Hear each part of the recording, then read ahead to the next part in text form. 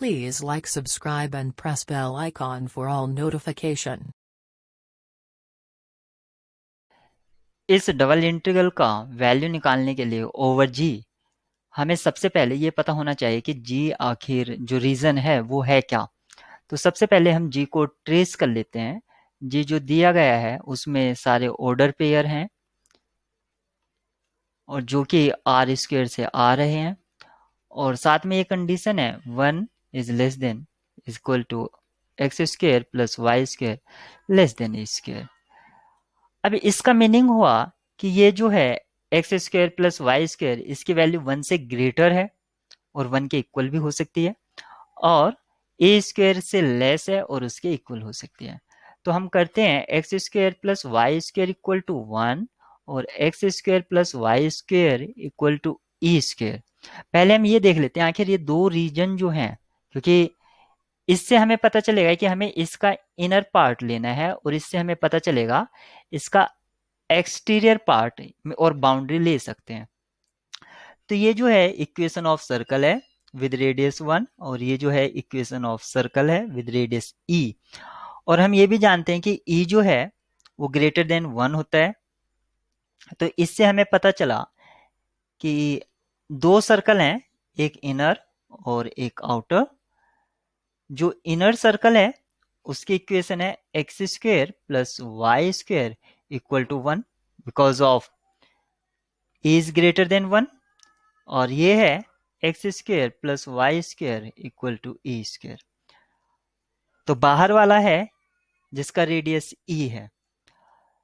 अभी जैसा कि मैं पहले ही बता चुका हूं कि X square plus Y square की जो वैल्यू है वो ग्रेटर देन 1 और 1 के इक्वल हो सकती है, यानी कि इनर सर्कल का एक्सटीरियर रीजन और एक्सटीरियर पार्ट। और X square plus Y square is less than E square mean second जो कंडीशन थी उसका मतलब हुआ कि आउटर सर्कल का इनर पार्ट। तो जो कॉमन रीजन होगा वो ये शेडेड रीजन होगा, यही हमारा जी है यहाँ पर। तो इस डबल इंटीग्रल को इवेल्युएट करने के लिए सबसे पहले हमें करना क्या होगा, हमें देखनी होगी कन्वीनियंसी, यानी कि किस तरह से हम इसको इजीली सॉल्व कर सकते हैं। तो ईज मेथड हमें यहाँ पर या इजी मेथड हमें यहाँ पर चेक करना है। तो जब भी आपको X square plus Y square मिले तो हमेशा ये ट्राई करना चाहिए कि इसको पोलर कोऑर्डिनेट्स में चेंज कर लो। और ये तो सर्कल है तो बड़ा ही आसान रह जाता है, एक्स को रिप्लेस कर दो आर कोस थीटा और वाई को रिप्लेस कर दो आर साइन थीटा, या डायरेक्ट आपको पता ही है कि इसका जोकोबियन वगैरह भी क्या होता है आर डी थीटा। तो डायरेक्टली हमें आर और थीटा की वैल्यू चाहिए होंगी। तो यहाँ पर आर जो है वो 1 से ई तक जाएगा और जो थीटा है वो 0 से 2 पाई। अब हमें आर और थीटा की लिमिट्स मिल गई हैं। तो ये जो लिमिट है सबसे पहले मैं आर की लिख रहा हूँ 1 से ई, और ये जो लिमिट है 0 टू 2 पाई ये थीटा की है। और ये एक्सप्रेशन था L N R square upon R square, और ये है जोकोबियन आर डी थीटा। अब इस इंटीग्रेंड में जो है थीटा के कोई टर्म इन्वॉल्व नहीं है, तो इसको मैं लिख सकता हूँ 0 से 2 पाई डी थीटा, और इसको लिख सकता हूँ 1 से E L N R square upon R D R. अब इस आर से एक पावर कैंसिल आउट हो जाएगी, और साथ ही साथ मैं एक प्रॉपर्टी को यूज करूंगा L N X raise to the power N जो होता है वो एन एल एन एक्स होता है। तो ये जो आर है जो पावर का है वो हमारा फर्स्ट में आ जाएगा, तो इसको मैं लिख सकता हूं 2 times 0 to 2 pi D theta, और इसको लिखा 1 से E L N R upon R D R. अब हम सब्सटीट्यूशन यूज करेंगे L N R equal to Z. अगर आप इस तरह से यूज करेंगे तो इसका इंटीग्रेंड इसका जो डेरिवेटिव है 1 अपॉन आर डी जेड ये मौजूद है, तो ये रिप्लेस हो जाएगा। इसका मतलब है जो हमारा इंटीग्रेंड होगा वो होगा एक्स डी एक्स टाइप का, और इसका जो होगा वो एक्स स्क्वेयर बाई 2 इसका इंटीग्रेशन हो जाएगा।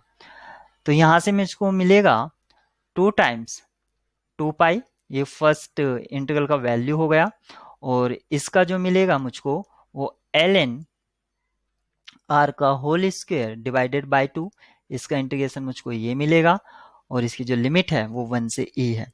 अब सिर्फ मुझको सिंपली इसका लोअर और अपर लिमिट पुट करना होगा, तो ये हुआ 4 पाई और इसमें रखूंगा मैं जब ln e square minus ln 1 और ये होल डिवाइडेड बाय 2, ये मैंने लिमिट पुट किया और ln e का जो वैल्यू है वो 1 होता है और ln 1 का जो वैल्यू होता है वो 0 होता है। अगर इसको रखूंगा तो मुझको मिलेगा 1 माइनस 0 बाय 2 और आउटसाइड जो था मेरा 4 पाई चल ही रहा था।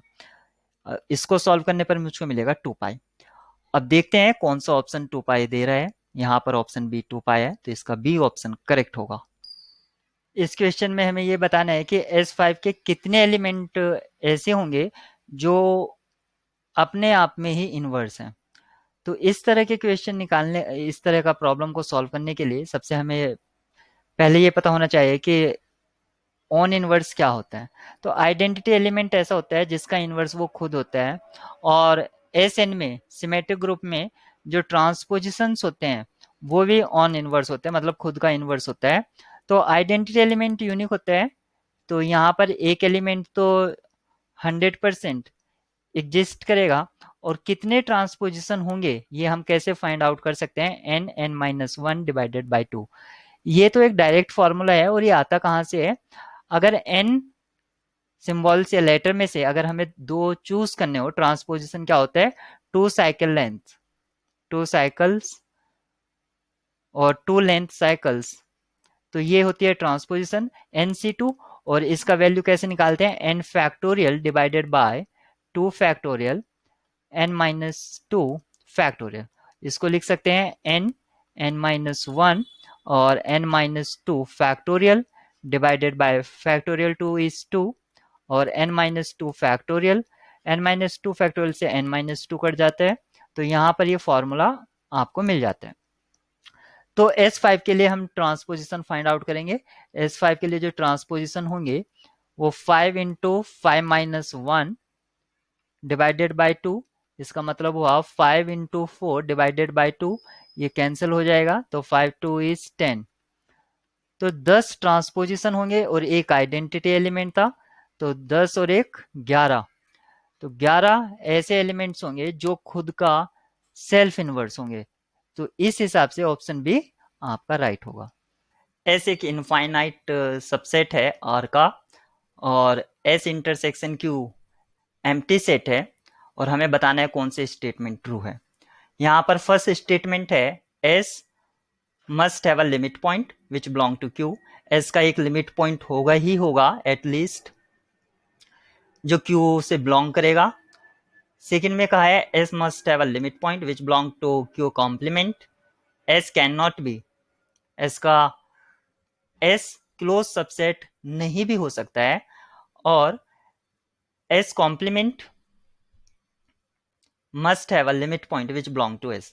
सो हम यहाँ पर हर एक ऑप्शन को डिस्कस करेंगे। तो फर्स्ट ऑप्शन को सॉल्व करना है और फिर ए बी सी सारे सॉल्व करेंगे। इसके लिए जरूरी कुछ डेफिनेशन और नोट पॉइंट है, उसको डिस्कस कर लेते हैं। लिमिट पॉइंट क्या है, एक पॉइंट को लिमिट पॉइंट कहेंगे अगर उस पॉइंट के नेबरहुड को बनाए हम, अगर उस पॉइंट का नेबरहुड लें या हर एक नेबरहुड जो है वो सेट का कोई ना कोई पॉइंट कंटेन करेगा ही करेगा उस पॉइंट को छोड़कर, तो ये लिमिट पॉइंट की डेफिनेशन है। लिमिट पॉइंट मे और may not belong to S, limit point set को बिलोंग भी कर सकता है और नहीं भी कर सकता है। इसके लिए एक एग्जांपल है 1/n, इसका 0 एक लिमिट पॉइंट होता है जबकि 0 जो है इस सेट को कंटेन नहीं करता है, या आप इसको सीक्वेंस भी कह सकते हैं, sequential criteria of limit point यहां से भी आप समझ सकते हैं। फाइनाइट सेट का कोई भी लिमिट पॉइंट नहीं होता है क्योंकि फाइनाइट सेट का जो लार्जेस्ट पॉइंट होगा, हम अगर कोई पॉइंट सेलेक्ट कर लें कोई भी, तो अगर हम एप्सिलॉन को ज्यादा बड़ा कर दें तो वो सेट से बाहर चला जाता है नॉर्मली। तो इस डिस्कशन से हम ये भी कह सकते हैं या जज कर सकते हैं कि फाइनाइट सेट का कोई भी लिमिट पॉइंट नहीं होगा और डिस्क्रीट सेट चाहे वो फाइनाइट हो या इनफाइनाइट हो उसका भी कोई लिमिट पॉइंट नहीं होता है, और इसी वजह से सेट ऑफ नेचुरल नंबर, या इस बेसिस पर हम कह सकते हैं नेचुरल नंबर का कोई भी लिमिट पॉइंट नहीं होता है। अब नेचुरल का नहीं होता है तो उसके सबसेट का भी नहीं होगा। और यहाँ पर ये याद रखना है कि जो सेट ऑफ इरेशनल्स है वो ना तो ओपन होता है ना ही क्लोज्ड होता है। और ओपन इंटरवल, कोई भी ओपन इंटरवल है या कोई भी इंटरवल है, उसमें बहुत सारे रेशनल और इरेशनल होते हैं। तो ये कुछ पॉइंट्स थे जिसकी हेल्प से हम इसको सॉल्व करेंगे। तो पहला कहा गया है कि S must have a limit point which belong to Q, यानी कि एक रेशनल लिमिट पॉइंट S का होगा। रेशनल, एक रेशनल लिमिट पॉइंट S का होगा। तो सबसे पहले S को डिस्कस कर लेते हैं। S एक इनफाइनाइट है और सबसेट है ये R का, और S इंटरसेक्शन Q जो है वो एम्प्टी है। तो ये है सेट ऑफ रेशनल, और ये S के साथ एम्प्टी है, इसका मतलब ये S जो है ये सेट है इरेशनल का, सेट ऑफ इरेशनल। लेकिन मैं इसको कंप्लीटली नहीं कह रहा हूं, मतलब ये S जो है कंटेन करेगा इरेशनल को। जरूरी नहीं है कि सेट ऑफ कंप्लीट इरेशनल है, मीन्स क्यू कॉम्प्लीमेंट नहीं। मैं क्यू कॉम्प्लीमेंट की बात नहीं कर रहा हूं कि S क्यू कॉम्प्लीमेंट होगा, लेकिन S इसका सबसेट होगा ही होगा, वो चाहे प्रॉपर हो चाहे इसके इक्वल हो। अब ये बात कही है कि इनफाइनाइट है और ये एक इरेशनल सेट है, तो यहां पर बताना है S must have a limit point. ऐसा जरूरी नहीं है। अगर हम ये जानते हैं कि स्क्वायर रूट में अगर कोई प्राइम है तो वो इरेशनल बन जाता है, जैसे कि √2, √3, √4, या नॉर्मली अगर मैं एस को बोल दूं square root of P where P is a prime, P आपका प्राइम है, तो ये जो सेट है एस, ये एक इरेशनल सेट है और डिस्क्रीट सेट है। और मैंने अभी डिस्कस किया था कि डिस्क्रीट सेट का कोई भी लिमिट पॉइंट नहीं होता है, तो इसका तो लिमिट पॉइंट ही नहीं है, आर में ही नहीं है, तो हम क्यू की तो बात ही नहीं करेंगे, तो वो तो फर्दर डिस्कशन है। तो यहाँ पर ये जो फर्स्ट स्टेटमेंट है ये फॉल्स हो जाती है। S must have a limit point which belong to R minus Q, same reasoning रहेगी, क्योंकि वो आर में ही उसका कोई लिमिट पॉइंट नहीं है, तो आर माइनस क्यू में भी नहीं होगा। एस कैन नॉट be a close set in are, S close set नहीं हो सकता है, क्लोज सेट भी नहीं हो सकता है। तो ये बात सही है, क्योंकि हम जानते हैं कि सेट ऑफ इरेशनल ना तो ओपन होता है ना ही क्लोज्ड होता है, तो इस बात से हम इसको कह रहे हैं। और इसके लिए हम इसकी जो डिस्कशन है वो ऐसे, या जस्टिफिकेशन ऐसे कर सकते हैं कि जो सेट एस है वो सेट है रेशनल पॉइंट्स का। तो एक पी मान लेते हैं जो क्यू से आ रहा है, तो पी माइनस एप्सिलॉन और पी प्लस एप्सिलॉन, ये जो इंटरवल है इसमें बहुत सारे आपके रेशनल और इरेशनल होंगे, यानी कि पी आपका जो पी है वो आपका लिमिट पॉइंट बन जाएगा, क्योंकि इसमें काफी सारे इरेशनल जो कि एस के हैं वो आ जाएंगे। अगर ये जो एस के पॉइंट हैं तो यहां पर जो पी है, क्योंकि एस इनफाइनाइट है इसलिए पी जो है वो इंटरवल में इरेशनल को कंटेन करेगा ही करेगा। अगर एस फाइनाइट हो जाता तब हम ये बात नहीं कह सकते थे, क्योंकि अगर एस फाइनाइट होता तो हमें काफी लार्ज रेशनल सेलेक्ट करते, उस केस में हम ये जस्टिफिकेशन नहीं दे पाते। लेकिन ऐसे एक इनफाइनाइट सेट है इसलिए हम ये जस्टिफिकेशन भी दे पा रहे हैं। सपोज करो आपका एस जो है वो इस तरह से होता √2, √3 और यहीं पर वो एंड हो जाता। अगर मैं एक पी, मान लीजिए मैं पी को 100 सेलेक्ट करता हूं, तब पी माइनस एप्सिलॉन, या मैं एप्सिलॉन को बहुत ही या पी जो है मैं बिल्कुल इसके अराउंड सेलेक्ट कर लेता हूं, जैसे कोई भी पी ऐसा सेलेक्ट करिए कि वो एस के पॉइंट्स ना कंटेन करे, लेकिन ये जो इनफाइनाइट है इस वजह से कर पाएगा। तो यहाँ पर पी जो है आपका लिमिट पॉइंट बन जाएगा, और पी जो है वो क्यू को बिलोंग कर रहा है, यानी कि एस को बिलोंग नहीं कर रहा है। तो यानी कि एस लिमिट पॉइंट तो है इसका जो आर में एग्जिस्ट कर रहा है, लेकिन एस में एग्जिस्ट नहीं कर रहा है, यानी कि बिलोंग नहीं कर रहा है। तो यानी कि जो एस है वो क्लोज्ड नहीं होगा, तो इसकी जस्टिफिकेशन हमें यहाँ मिल जाती है। तो ऑप्शन सी करेक्ट होगा, आर माइनस एस। अब आर माइनस एस जो है वो क्या है, आर माइनस एस है Q complement, sorry S, R minus S जो है इसको हम एस कॉम्प्लीमेंट भी कह सकते हैं। और एस कॉम्प्लीमेंट जो होगा ये इसमें मैं इसको क्यू तो नहीं बोलूंगा, या सेट ऑफ, यानी कि ये कंटेन करेगा रेशनल को, कुछ रेशनल को कंटेन करेगा। और अगर ये कुछ रेशनल तो कंटेन करेगा ही करेगा, और क्योंकि एस आपका इनफाइनाइट है तो ये इनफाइनाइट सेट ऑफ रेशनल होगा, इनफाइनाइट सेट ऑफ रेशनल होगा। तो मान लेते हैं ये एक क्यू आ जाता है। अगर हम एक set of natural number consider कर लें जो क्यू का सबसेट है, और हम ये भी जानते हैं कि नेचुरल नंबर एक डिस्क्रीट सेट है, तो उसका भी कोई लिमिट पॉइंट नहीं होगा। अब लिमिट पॉइंट ही नहीं है तो वो बात अलग है कि इसका कोई आर में लिमिट पॉइंट एग्जिस्ट नहीं करता है, तो एस में करे या ना करे वो तो अलग बात हो गई। तो ये स्टेटमेंट भी आपकी फॉल्स हो जाती है। तो यहाँ पर एक ही करेक्ट स्टेटमेंट है जो कि डी है। Consider the differential equation this, और ए और बी जो इसमें यूज हुए हैं वो कांस्टेंट है और पॉजिटिव कांस्टेंट है। एक कंडीशन गिवन है कि y0 जो है y नोट है, जब x पॉजिटिव इन्फिनिटी को टेंस करेगा तो y किसको टेंस करेगा, ये हमें फाइंड आउट करना है। यानी कि एक्चुअली हमें सॉल्यूशन का लिमिट फाइंड करना है। तो इसको हम दूसरी टर्म्स में इस तरह भी लिख सकते हैं, x tends to infinity yx। Problem की जो ब्यूटी है वो ये है कि ये जो प्रॉब्लम है एक तरह से डिफरेंशियल इक्वेशन और एनालिसिस को कंबाइन यहाँ पर देखने को मिलता है। क्योंकि लिमिट टाइप के जो प्रॉब्लम्स होते हैं वो नॉर्मली आईआईटी जैम में हमें ऐसे देखने को क्वेश्चंस नहीं मिलते हैं, तो वो हमें रियल एनालिसिस में मिलते हैं। तो यहाँ पर ये इसका एक पॉजिटिव बेनिफिट हो जाता है कि हमारी दोनों की प्रैक्टिस हो जाती है। तो दिस इज गुड प्रैक्टिस।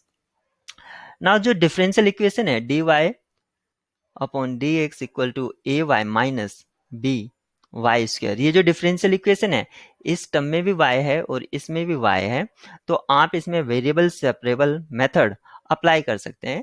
कहने का मीनिंग ये है D Y over A Y minus B Y square equal to D x, और आगे इसको प्रोसीड कर दीजिए। दूसरा जो सॉल्यूशन हम इसका निकाल सकते हैं, या इस डिफरेंशियल इक्वेशन को अगर आप ऐसे देखें कि अगर इस डिफरेंशियल इक्वेशन को 1 अपॉन वाई स्क्वेयर से, जो यहाँ पर ये है क्योंकि इस टर्म में भी y है इसमें भी वाई स्क्वेयर है, तो अगर मैं थ्रू आउट वाई स्क्वेयर से डिवाइड करा दूं तो ये मुझको जो मिलेगी डिफरेंशियल इक्वेशन वो कुछ इस तरह से होगी, 1 upon Y square D Y upon D X equal to A upon Y square, sorry Y, A upon Y minus B. और इसको मैं लिख सकता हूं 1 upon Y square D Y over D X minus A upon Y equal to minus B.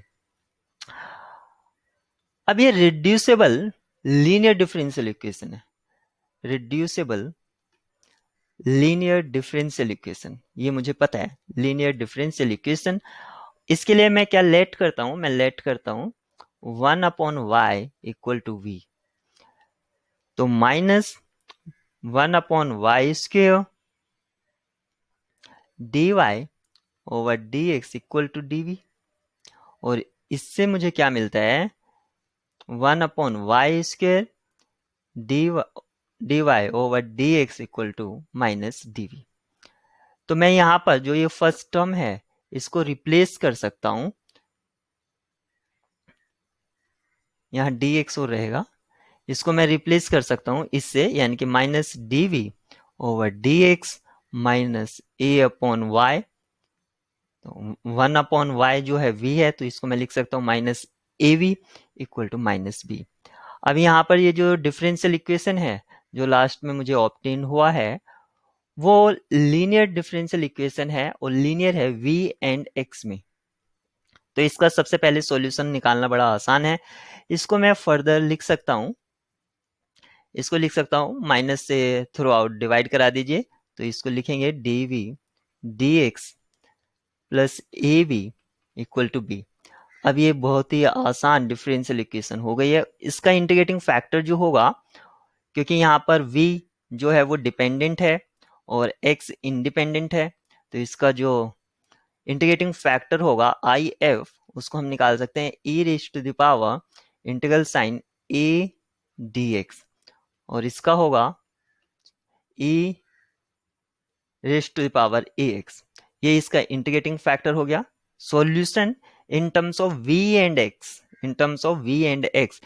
यहाँ पर ये बात याद रखने वाली है कि जो सॉल्यूशन अब हम लिखेंगे वो v और x के लिए लिखेंगे, ना कि y और x के लिए लिखेंगे। तो जो सॉल्यूशन है उसको क्या लिखेंगे, y v into integrating factor e raise to the power ax equal to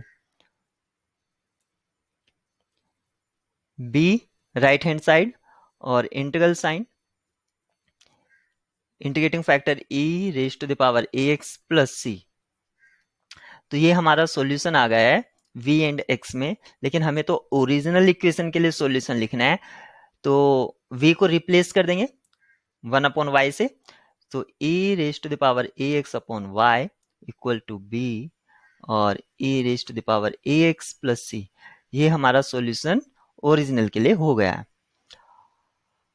अब जो गिवन कंडीशन है उसको यूज करेंगे, और इसको सबसे पहले मैं इसका इंटीग्रल साइन हटा देता हूं। ये लिख देंगे हम b upon a e raise to the power ax, क्योंकि integral of e raise to the power ax क्या होगा, e raise to the power ax upon a, तो वो मैंने यहाँ पर लिख दिया है। अब जो गिवन कंडीशन है y0 equal to y note, इसको मैं यूज करूंगा, तो ये हो जाएगा 1 upon y naught e raise to the power 0 equal to b upon a e raise to the power 0 plus c।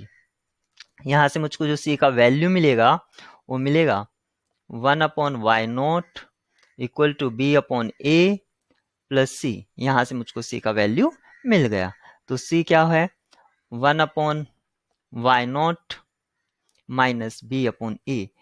ये मुझको c का वैल्यू मिल गया है। अब इस c की वैल्यू को मैं जो सॉल्यूशन था y के लिए उसको लिख लेता हूँ। तो जो y के लिए सॉल्यूशन था वो क्या था, e raise to the power ax upon y equal to b upon a e raise to the power ax plus c। तो c की वैल्यू लिख देते हैं 1 अपॉन वाई नोट भी कोई कांस्टेंट होगा माइनस b अपॉन a। अभी मेरा सॉल्यूशन हो गया है, लेकिन मुझे लिमिट निकालना था, सॉल्यूशन नहीं, क्योंकि मुझे निकालना था limit x tends to infinity Y X. तो जब भी आपसे लिमिट के लिए पूछा जाए तो जो यहाँ पर टर्म्स आए हैं e raise to the power ax, उसका ग्राफ आपको पता होना चाहिए। तो ये है e raise to the power ax, या आप इसको directly e raise to the power capital X समझ लीजिए, और ये जो है वो है e raise to the power minus x।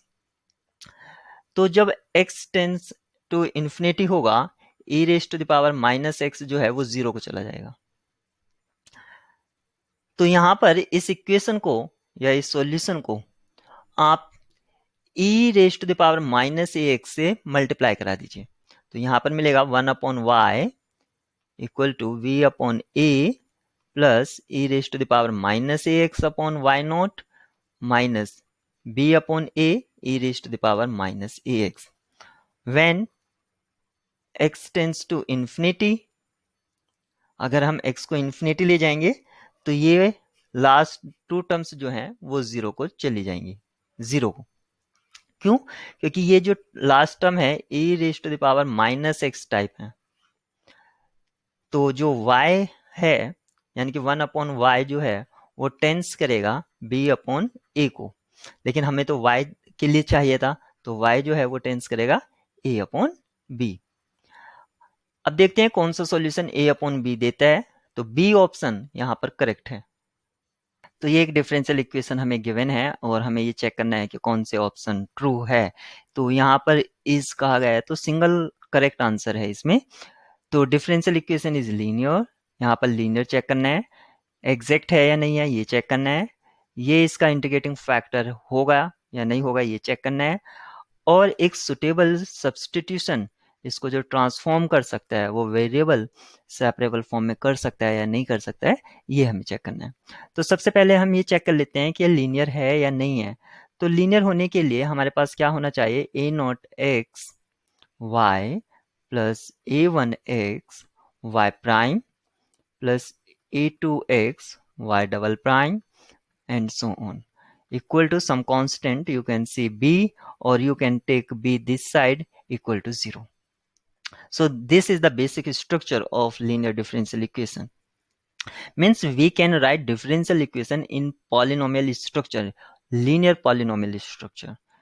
So as given differential equation is x plus y plus 1 dx plus 2x plus 2y plus 1 dy equal to 0। यहाँ पर ये गिवन है, तो इस डिफरेंशियल इक्वेशन को मैं लिख सकता हूँ dy over dx equal to minus of x plus Y plus 1 divided by 2x plus 2y plus 1। तो यहाँ पर देखिए ये जो कंडीशन है जो मैंने फर्स्ट में इक्वेशन लिखा है, ये यहाँ पर भी y इन्वॉल्व है और यहाँ पर भी y इन्वॉल्व है। तो किसी भी तरह से मैं ऐसा नहीं कर सकता हूं कि इन y को जो है मैं न्यूमरेटर में ही ले आऊं, क्योंकि यहाँ पर जो ये फंक्शन है y prime y double prime ये डिफरेंशियल कोफिशिएंट हैं, और ये जो यहाँ पर a नॉट एक्स है ए वन एक्स है, मीन्स ये हमारे लीनियर हो या ना हो इससे फर्क नहीं पड़ता है, लेकिन y और उसके डिफरेंशियल कोफिशिएंट ये लीनियर होना जरूरी है।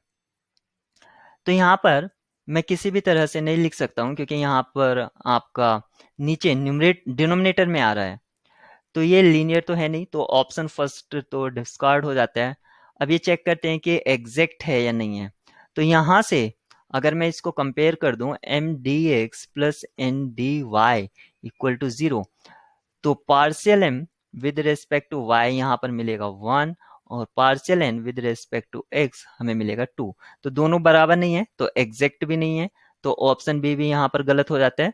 तो फर्स्ट ऑप्शन गलत, बी ऑप्शन गलत। अब चेक करते हैं सीओडी। तो क्योंकि ये एग्जैक्ट नहीं है तो एक इंटीग्रेटिंग फैक्टर एग्जिस्ट करेगा अगर इसको वो एग्जैक्ट में ट्रांसफॉर्म करना है तो।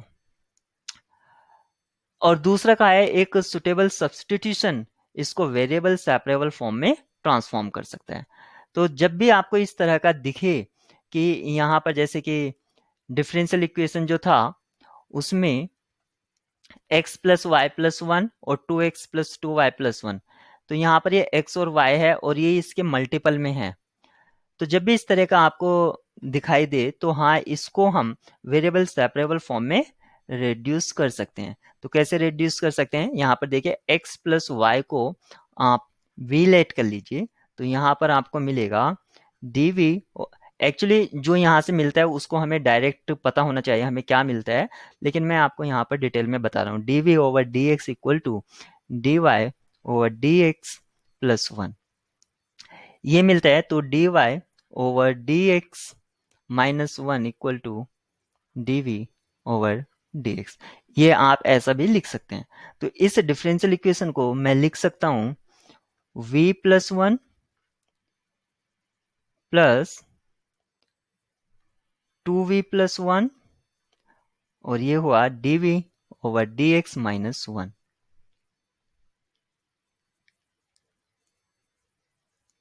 ये मुझको मिला।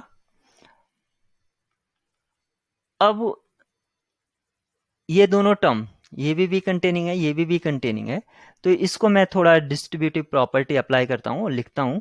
तो यहाँ पर मुझको मिलता है, क्या मुझको मिलता है, मुझको मिलेगा dv ओवर dx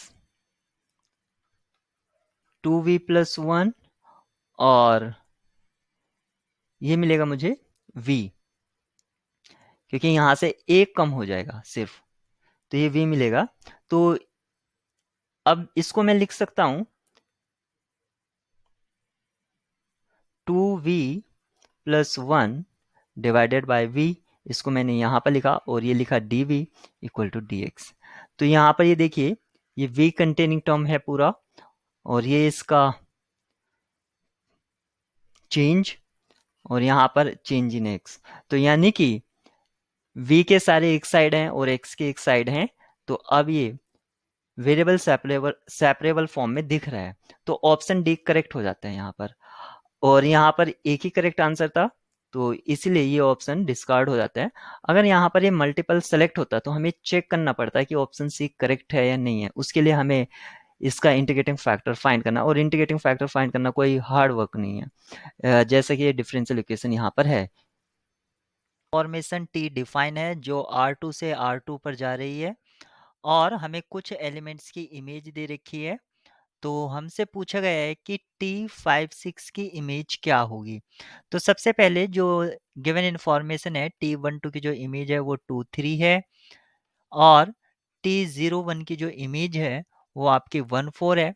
जब भी आपसे इस तरह की प्रॉब्लम पूछी जाए तो इसको करने का एक प्रोसेस है कि सबसे पहले जो बेसिस के एलिमेंट होते हैं उसको लीनियर कॉम्बिनेशन में लिखिए कोडोमेन का जो बेसिस होगा, और वहां से आप वैल्यूज निकालिए, उस सिस्टम को सॉल्व करिए और फिर वैल्यू निकालेंगे, तब आपको ये इमेज मिल जाएगा 5 6 का।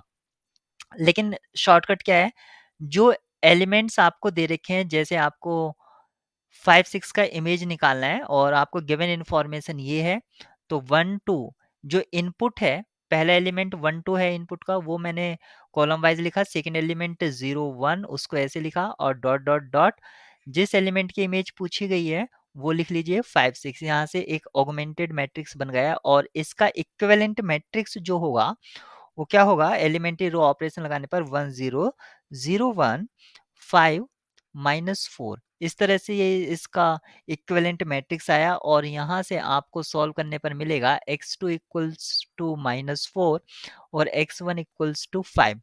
अब ये जो x1 और x2 की वैल्यू आई है, तो जिस एलिमेंट की इनपुट का हमने कराया, जैसे 1 2 का था, वो आप यहाँ पर लिखिए 2 3, और सेकंड जो हमारा आउटपुट था एलिमेंट का वो 1 4 था। इसको पहले वाले को x1 को 5 से और दूसरे वाले को -4 से मल्टीप्लाई कराइए, तो आपको मिलेगा फाइनल आंसर 6 -1, और 6 -1 जो है आपका ऑप्शन ए में है। तो ऑप्शन ए आप, हमें एक लीनियर ट्रांसफॉर्मेशन दे रखी है जो R3 से R3 पर डिफाइन है, और स्टैंडर्ड ऑर्डर बेसिस के रेस्पेक्ट में हमें एक मैट्रिक्स दे रखी है, और इस मैट्रिक्स के आइगन वैल्यूज के बारे में पूछा गया है, आइगन वेक्टर्स के बारे में पूछा गया है, और नल स्पेस में कितने नल स्पेस नॉन जीरो होगा या नहीं होगा, और यहाँ पर पूछा गया है स्पैनिंग सेट के बारे में। तो सबसे पहले जो गिवन मैट्रिक्स है वो दे रखा है 0 0 1 0 1 0 सॉरी 1 0 0। इस तरह से ये हमें मैट्रिक्स दे रखा है। तो सबसे पहले इस मैट्रिक्स को हम ए कॉल कर देते हैं और इसका डिटर्मिनेंट फाइंड आउट करेंगे। तो इसमें हम एलिमेंट्री रो ऑपरेशन लगा देंगे, तो फर्स्ट और लास्ट को इंटरचेंज कर देते हैं, 1 0 0 0 1 0 और 0 0 1। दो रोज दो रो को इंटरचेंज करने पर इसका जो डिटर्मिनेंट है वो नेगेटिव टाइम्स होगा, यानी कि -1 टाइम्स। और गिवन मैट्रिक्स, अब जो ये आया है इसको मैट्रिक्स भी समझ सकते हैं, इसकी आइगन वैल्यूज जो हैं वो आपकी आइगन वैल्यू होंगी, क्योंकि इस मैट्रिक्स के आइगन वैल्यू है 1 1 1, लेकिन ओरिजिनल की आइगन वैल्यू 1 1 नहीं होगी क्योंकि उसका डिटर्मिनेंट -1 है। या आप इसको ऐसा समझ सकते हैं A equals to A transpose, इस तरह से भी नहीं, A equals to A transpose से ये नहीं आएगा, इसमें एलिमेंट्री रो ऑपरेशन ही लगानी पड़ेंगी। तो आइगन वैल्यू जो है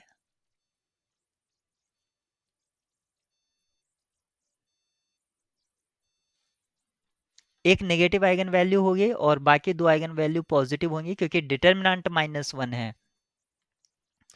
और आप देख सकते हैं इसका ट्रेस 1 है, तो यहाँ से ट्रेस भी आपका 1 आ जाता है। तो अब हमें आइगन वैल्यू मिल गई हैं।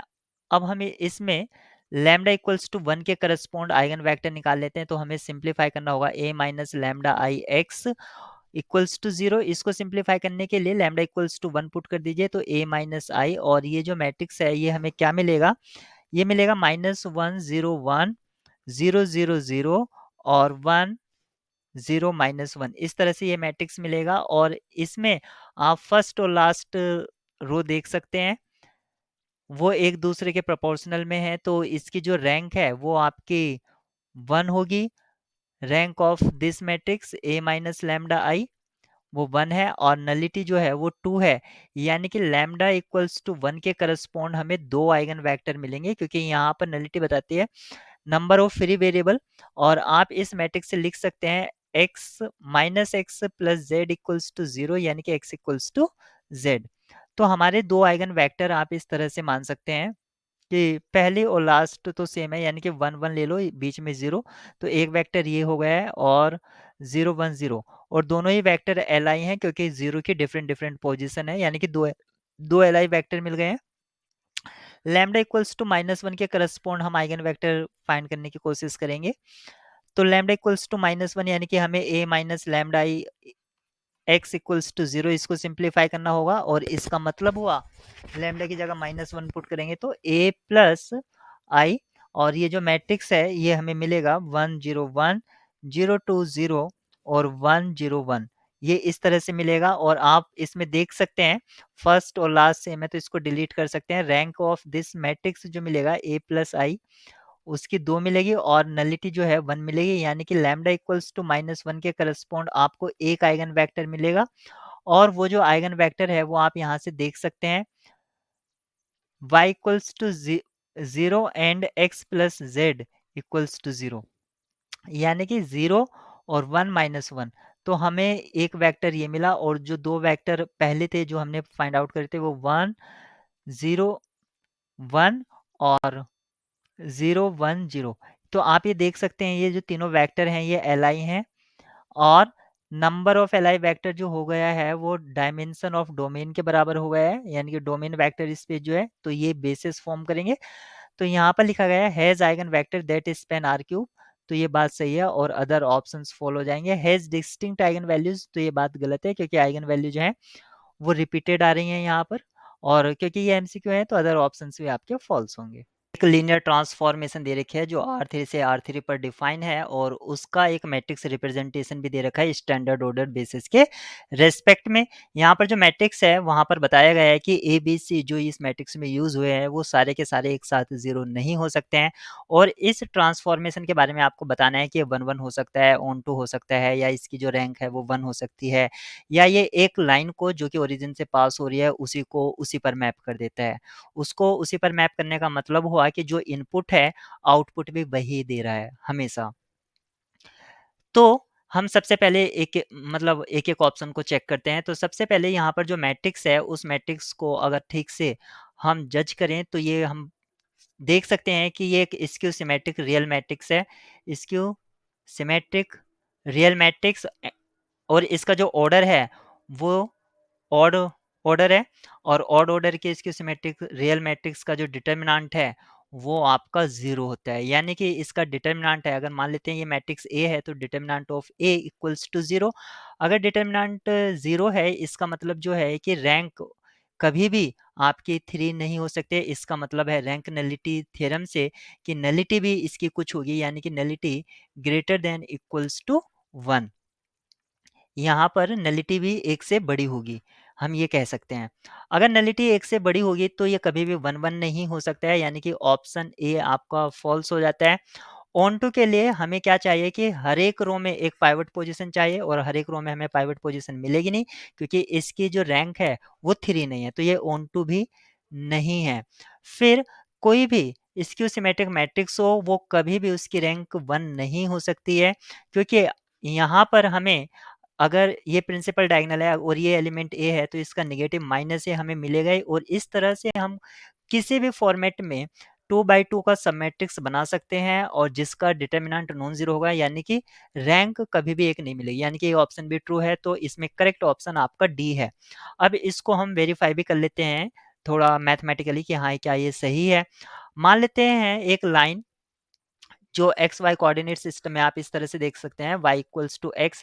अगर ये लाइन है जो ओरिजिन से पास कर रही है और इस पर हम लीनियर ट्रांसफॉर्मेशन अप्लाई करें, या हम कह सकते हैं कि ये प्लेन है, R3 में एक प्लेन है, तो जो ओरिजिन से पास कर रहा है, प्लेन बोलिए या लाइन बोलिए, क्योंकि यहाँ पर लाइन की बात करी गई है तो लाइन ले लेते हैं। अगर ये इसी को मैप करेगा तो मान लेते हैं इसकी इनपुट x है और ये आउटपुट भी x ही मिलना चाहिए, क्योंकि ये लाइन है हमारी y equals to x type की।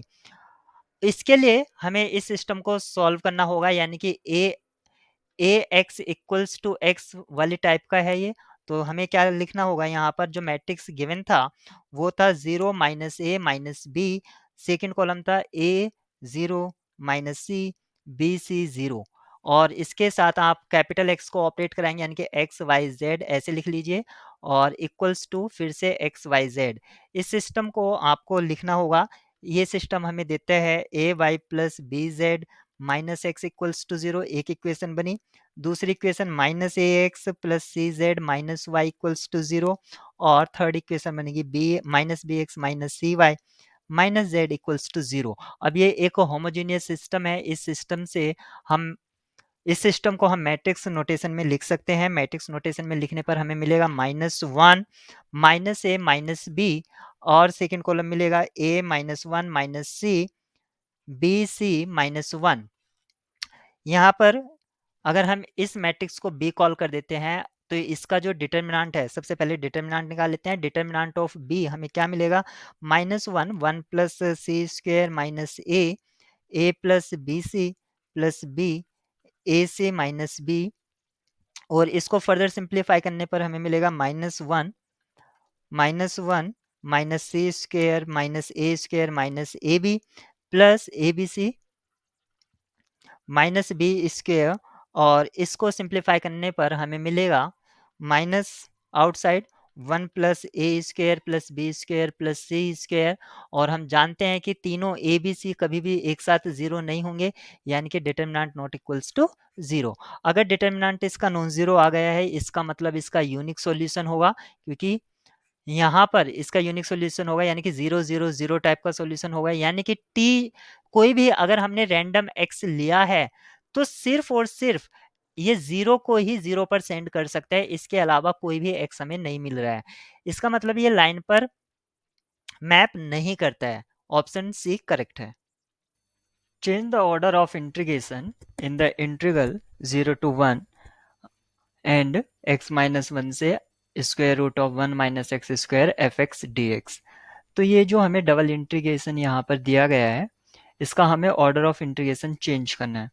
तो ऑर्डर ऑफ इंटीग्रेशन चेंज करने का मतलब ये नहीं है कि जैसे यहाँ पर ये डी वाई मतलब वाई के रेस्पेक्ट में पहले किया गया और फिर एक्स के रेस्पेक्ट में सिर्फ इनको ऐसे चेंज कर दो डी एक्स डी वाई। इसका मीनिंग होता है कि जिस रीजन पर, यानी कि डोमेन ऑफ इंटीग्रेशन जो है उसके रेस्पेक्ट के अकॉर्डिंग आपको इसकी लिमिट्स चेंज करनी होंगी। यानी कि ये जो डी वाई और डी एक्स है, यानी कि इसमें जो स्लाइटली चेंजेस हैं वो देखना होगा। तो सबसे पहले जो हमें इंटीग्रेशन दिया गया है इनसाइड इंटीग्रेशन, वो यहाँ पर क्या दिया गया है 1 माइनस एक्स स्क्वायर, और इसकी लोअर लिमिट है x माइनस 1। तो यहाँ पर x लिमिट में इन्वॉल्व है, तो ये वैल्यू है y का, और ये भी हुआ y का। तो y का इसके लिए पहले सबसे पहले y equal to x minus 1 और y equal to square root of x 1 minus x square. यहाँ से अगर हम देखते हैं तो x square plus y square equal to 1, ये सिर्फ positive y only take positive values. यहाँ पर y जो है सिर्फ पॉजिटिव वैल्यू ही लेता है, और ये इक्वेशन है सर्कल का। तो अगर हम सर्कल देखें तो वो कुछ इस तरह से बनता है, लेकिन ये पॉजिटिव वैल्यू ले रहा है सिर्फ, तो ये अपर पार्ट का होगा सिर्फ। तो ये इतना पार्ट मैं इसको नीचे बना लेता हूँ थोड़ा। तो ये होगा हमारा सिर्फ सेमी सर्कल इस तरह से, क्योंकि y जो है हमारा वो आपका पॉजिटिव वैल्यू ले रहा है, तो ये हो गया। अब y equal to x minus 1, अगर यहाँ पर x को मैं 0 पुट कर देता हूँ तो y इक्वल टू -1, तो एक पॉइंट ये होगा। और अगर मैं y को 0 कर देता हूँ तो x इक्वल टू 1, यानी कि 1 0 ये पॉइंट होगा। इन दोनों से पास करते हुए एक लाइन इस तरह से खींच दीजिए, तो ये जो लाइन होगी y equal to x minus 1। और इनका जो कॉमन रीजन है वो ये है, यानी कि ये सर्कल और लाइन के बीच का जो कॉमन रीजन है, क्योंकि यहाँ पर आप देख सकते हैं जो x का लिमिट है वो 0 to 1 है। तो x का लिमिट 0 से 1 होने की वजह से ये यहाँ से राइट में ही जाएगा, ये वाला लेफ्ट पोर्शन हमारे लिए रिक्वायर्ड नहीं है। तो इसमें अब हमें इसका ऑर्डर ऑफ इंटीग्रेशन चेंज करना है। तो एक तो आप ये कर सकते हैं कि अगर, क्योंकि डबल इंटीग्रेशन करना है, अगर सिंगल इंटीग्रेशन करना होता तो मैं इसको एक y एक्सिस के पैरेलल स्ट्रिप कट कर सकता था और मैं इसको कर सकता था, लेकिन मुझे इसका ऑर्डर ऑफ इंटीग्रेशन चेंज करना है तो मैं x के पैरेलल करूंगा, x के x एक्सिस के पैरेलल। तो x एक्सिस के पैरेलल करने के लिए मुझे क्या करना होगा, जो x एक्सिस के नीचे का ये रीजन है इसको मैं फर्स्ट बोल देता हूँ और इसको मैं सेकंड बोल देता हूँ। तो यहाँ पर सबसे पहले मैं फर्स्ट के लिए देख रहा हूँ। तो फर्स्ट के लिए देखने पर आपको जो कुछ मिलता है वो कुछ इस तरह से है। ये हमारा रीजन फर्स्ट है। तो सबसे पहले मुझे एक स्ट्रिप कट करना होगा एक्स एक्सिस के पैरेलल, तो वो इस तरह से मैंने कट किया। तो ये कहाँ से कहाँ तक जा रहा है, ये आपका जा रहा है 0 से और ये इस लाइन तक, क्योंकि ये आपका एक्स का लिमिट है।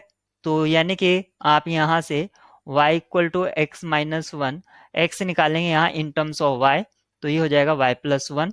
तो यहाँ पर ये होगा 0 टू y प्लस वन। और यहाँ पर अगर आप देखेंगे y के करस्पॉन्ड लिमिट, तो यहाँ से ये हाइट है, यानी कि -1 से, क्योंकि ये पॉइंट हमने निकाला था ये -1 0 था, तो -1 से 0, तो ये हो गया -1 से 0। और जो इंटीग्रेंड फंक्शन था वो एफ एक्स वाई, तो ये हो गया हमारा, ये हुआ हमारा डी एक्स डी वाई। तो ये हो गया है, ये फर्स्ट के लिए हो गया है। अब मुझे सेकंड के लिए निकालना है। तो सेकंड का जो आपको रीजन दिख रहा है वो कुछ इस तरह से है, क्वार्टर पार्ट है सर्कल का, ये हमारा है सर्कल का क्वार्टर पार्ट, इसको रीजन 2 बोलूंगा। अब मैं इसको ऐसे एक स्ट्रिप कट करूंगा। तो यहाँ पर ये कैसे जाएगा, ये प्लस करके लेंगे क्योंकि दोनों का हमें लेना था। तो ये होगा आपका, यहाँ से जाएगा ये x इक्वल टू 0 से, x इक्वल टू 0 से, और ये कहाँ तक जा रहा है, इस कर्व तक जा रहा है। और ये कर्व जो है ये किसका है, ये था x square plus y square equal to 1। अब यहाँ पर हमें x निकालना है इन टर्म्स ऑफ y, तो ये हो जाएगा x इक्वल टू हो जाएगा square root of 1 minus y square, क्योंकि y ओनली पॉजिटिव वैल्यू देगा लेता है, तो x क्या है, x की भी आपको पॉजिटिव वैल्यू ही मिलेगी। तो यहाँ पर ये हो जाएगा square root of 1 minus y square, और ये था आपका f x y d x और डी वाई। और y का जो लिमिट होगा यहाँ पर आप देख सकते हैं कहाँ से कहाँ तक, 0 से 1 जाएगा क्योंकि सर्कल का पार्ट है। तो यानी कि जो आपका चेंज ऑफ ऑर्डर है यहाँ पर आप देख सकते हैं, जो आपसे पूछा गया था इसके लिए चेंज ऑफ ऑर्डर, तो वो आपका क्या आया है, वो आपको मिला है, ये मैं लिख देता हूँ, 0 से y प्लस वन, इंटीग्रेंड में integrand function same as f x y d x d y. अब आप देखिए ये अब चेंज हो गया है डी एक्स डी वाई, जो यहाँ पर आपको गिवन था डी वाई डी एक्स, और यहाँ पर था ये -1 से 0 प्लस, और ये इसका जो सेकेंड दूसरा पार्ट है ये था 0 से square root of 1 minus y square.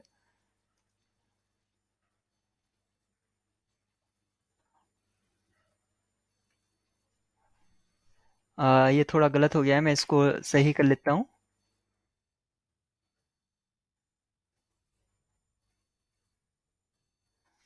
ये हो गया मेरा 0 से